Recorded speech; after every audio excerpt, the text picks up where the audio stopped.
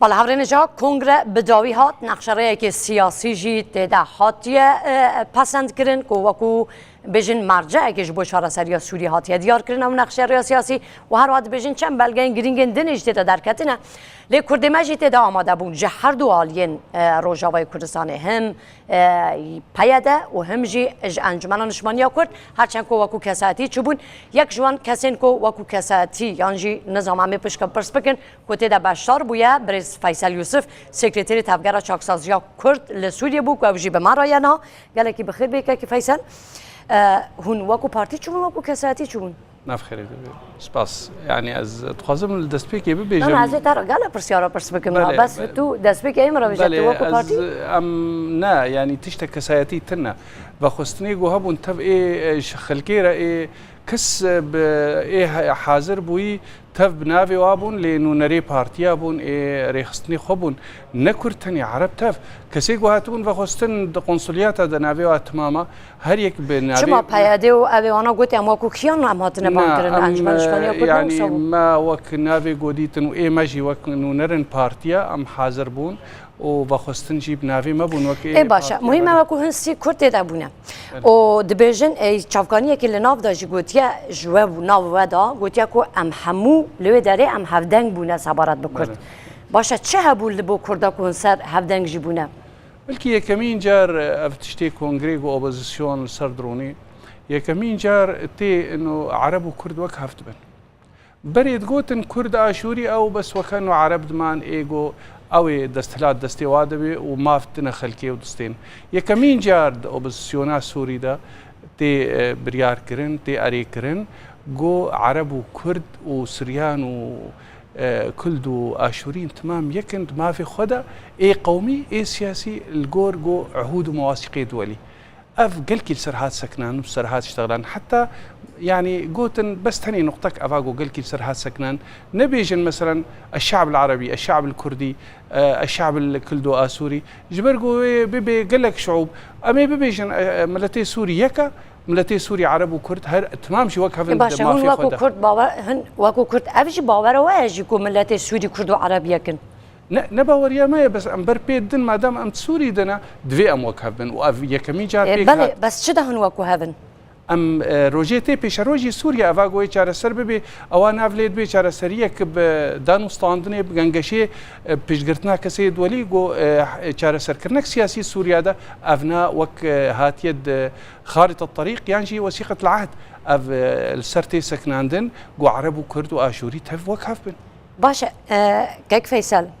اوانا وصادو خازن وكو هفبن هون كرد جيبي تشتي وصادو خازن يعني بو ما في كرد هن تاني وكافيه كي وكو عرب وكرد واشوري تشتي وصادو خازن دبيجن وكو حقي عرب هيا بضمان وك حقي عرب هيا شركاتيا دولتي دا وك ما في وهيا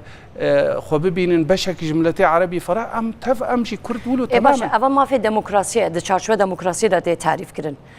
هون ما في وي برسكريك وي ديمقراطيه هي يوم برسكريك وي ناسنامه هي لسوريا ما في قومي ام دبيجن ما في قومي دندروي سوريا ددفي اعتراف كرد ببي وقتشوا ما في كسي عرب هي قومي اي كرجي دفيها بي دهرت تشتيده حتى مسألة دستور ده يعني انجمنا ياغو فخوغ هيجي گوي چه ببي تيد هاتي انه دوي هر کس تيد بجدار بيا گوي دستوري مؤقت بيد باش كيك فيصل نقشريه كي سياسي هاتيه درخستن او جوكو مرجعه بله يعني تنها قلت يعني ما في كرد وسوري بالعرب واشوري همو وكو يكبه او ما في كو هند خازن همو وكو هف بنت دا وصاب بخال خالهات نديار كرن هب يعني ايما ام كرد وقتي ام دهندروي سوريا دنا دتشتي داخوازي معنا يكجي مساله ديمقراطي ولاتك ديمقراطي ما في هر كسي تيدا باراستي بي او بيكات ما تخص دولتك نمساله دين الدوله اسلامي بي يا مسيحي بي او جي بيكات يكمين جار ما قوتيه دفيك كسي سوريا بهر كسي خو شريك من دولتا سوري دا نمساله عرب تنيبن عرب وكرد واشوري او جي بيكاتيا مساله او سياسات تمييزي تشتي هي السرملتي كرد وغيري وانا تمام دوي بين هلانين از دبیجم وثیقه اوا یا میثاق الوطنی السوری تشتي داخوازي ما وك مسألة ديمقراطية جو أم بين ما في ما بيفا وبتايبتيجي مثلا ما في مجي تيد هاتيا دفي وك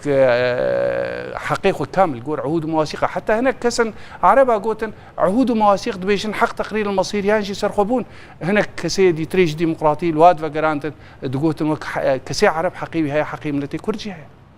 يعني كواتها هنسبة أوتونومية بخازن نظام تشكي بخازن قبوله نقشة çareseriya da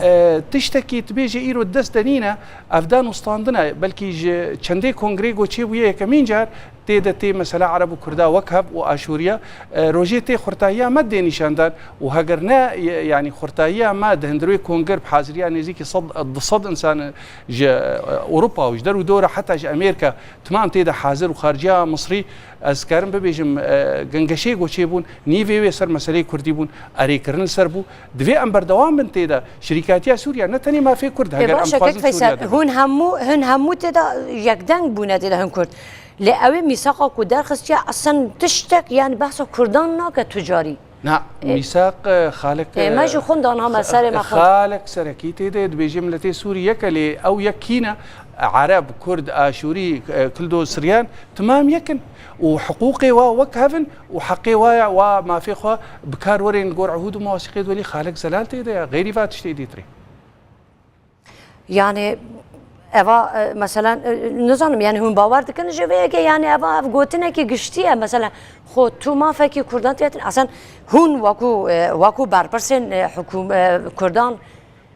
تو خواسته که وی وسط تایبت بو کردان تنینه نا إما أم نتني مثلا ما في كردا أم بيجن هجر أم تهندروي سوريا دنا أم دولتك ديمقراطية خوازن مثلا نريني ما شركاتيا سوريا تمامي دهنا مثلا أمام سيجهان الجزيرة وعفرينة وحلبي سرانسري سوريا مثلا ديمقراطي مثلا علماني مثلا ما في مروفا تو بارتية عندهمش بارتية أنجمن نشمانية كردي باشا صبح بارتية که ناف أنجمن نشمانية كردي قلتنا از خور اوتونومية خوازم تيجي داره كونغري وجي أوان تشانا أريك يا سر أساس ما في ديمقراطية يا بالوزينا كذا برا واخو نا يعني إما نرينا انجمن يا هري أساسي أستخدم فيجي بيجم أف كونغر ندوسا أوبوزيسيونا هيا ائتلافي يعني هيئة التنسيق أف كونغرك بهتر دان وستاندن تخوازن نرينا هريك نريني خب بيجي نبدي لك نجا ائتلافي يعني كونغرك الشكلية ما بس بهتر دان وستاندن يعني بآلية چاواکار من خطابك سياسي خرتر بدنا نشاء داخستن ودنجي خو بجهن خلكي نابي دوسا اوبوزيسيوني هي او چارچوي هي يا تنسيق يا ائتلاف يعني كونغري اساس نينا كونغريك بلكي حاضر دبيج هنا كونغري دي تريرا وخرت كرنك جوا اوتري افي چارچوي اوبوزيسيوني هي هاجر ائتلاف يا هي باشا برات قلت انها امو سخر ريكتنا وامي سر حولن خو بردوام بن باشا بو يعني اري راس السياسه تو بردوام بن باشه حول دنی دا مرام های چه به یعنی هنی چه بخوازن خورا ایما امنها تخوازن کار ورینن گو تجاب نین آویتن سوریا پیش روز دا پیشتی وی رژیمی اللي ام شریکی وی بن جا آواکرنا دولتک نو ام خودی بن جیرج اولو تالی کواته هون اوتونومی و کنفدرالیسم و تشکد نخوازن ایما نرینا ما وقتی گو ام بیجن وفق العهود والمواثيق زلاله يعني حتى مثلا بله يعني هنا تشتاد بيجن نها مثلا البيادي او نظام تفدمي او حمول اداري كانتوني ان هنا ريبريا خسري هي هر تشتي اخرى هاتي كونغري دجي قوتي اري ما في شريك بن اوانا هي تشتي اوانا سياسه تدكن يا تشتك تني وشوي وقوتي اري ما تشنا قبول تكن وزلال جنينه مثلا ها خافتري تا تشك زلالينا بوكردا زلال بدس فخص خالق زلال هي بيجي ملتي سوري عرباش كرداش آشورياش غيري ما في وكهف دويا از فينا دوبارتكم وحقي والجور عهود ومواثيق ولي شنا وكهف حقي عرب هيا نت سوريا دبي حقي كرد هيا نت سوريا دبي ولوجي آشوري حقي عرب هيا بزمان حقي عرب شركاتيا دولتها سوري طابعي وي وك دولتها ولاطلية خواه باشا ابدا بندك تدا هيا دبيجا نابا مثلا بيجن راغزنامه سوري بدنا كسن بياني كسن اجنبي تدي دما ما بس أنا ونكيا أختي أبي داجي أسد داجي مرسوم كابو كرد جهنا كرد ما جي أجنبي دهنا حساب رجزنامة ورنقرتن اف تعيشي ويجينا كتيا اف هات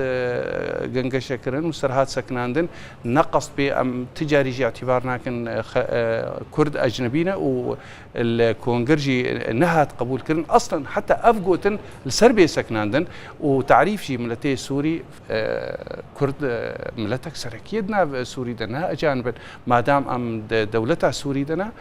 ام غيري خوك هفن ام ناجنبي كواته هنا دولة سوريا دا وقبول كده كل ليه تشتكي هاي ما ام وقتيقو ام دبيجن يا ما خفتنا سر عردي كيف فيصل بله اول چند سال پیاده جه همان داشت دوگوته یعنی ندوگوته ودوگوت نزدیکی işte دخوازه جدا نبود دخوازه نظام چه به و اینها خوی کاریت کن ای من نرینا ما ام نبجه داد بورینا نه انجمنان اجتماعی کردی جدا بون خواستیا نه تفدمی ولا انجمن فدرالیسم خاص لا مرکزیت خاص نظام انجمن نرینا که دبیجه دخوازه که خل سر پیش روجی سوریا لمثلا وقتی ام سوریا دب نام تنیت سوریا دنا ام وقتی دخوازه خود هندروی سوریا دتكن حقي غيري مجتهد هيا وك ايما ام شريك بن نرينا كد ام زلال بكن سر سوريا بيش روش نحقي ما ام نرينا خوتن يجي فرض بكن لحقي ما چي نابي كيم حقي عرب وغيري بيبي باش قالك سباس كيك فيصل بو باشتار بونتا برس فيصل يوسف سكرتير تفجر چاکسازی کرد کو به معربی یلا بخیر